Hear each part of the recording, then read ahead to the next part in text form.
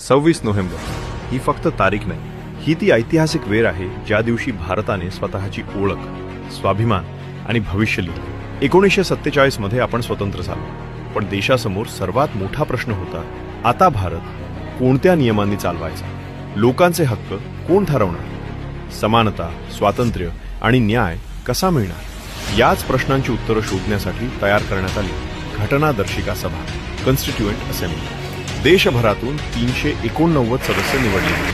विविध मतं, विविध पार्श्वभूमी, पण एकच ध्येय, भारतासाठी एक मजबूत, न्याय्य आणि सर्वसमावेशक संविधान बनवणे। या महान कार्याचं नेतृत्व होतं डॉक्टर बाबासाहेब आंबेडकरांकडे, भारताच्या संविधानाचे शिल्पकार। ड्राफ्टिंग कमिटीचे चेअरमॅन म्हणून त्यांनी दिवस रात्र परिश्रम घेतले।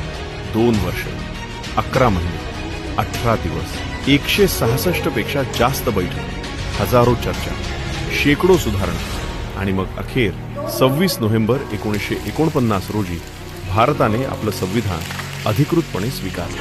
हा तो दिवस जेव्हा भारताने जगाला सांगितलं, आता आम्ही आमच्या स्वतःच्या कायद्यानं चालणार, आमच्या न्यायानं, आमच्या मूल्यांनी। त्यानंतर संविधान 26 जानेवारी 1950 रोजी लागू झालं, पण स्वीकारलेलं गेलं 26 नोव्हेंबरला।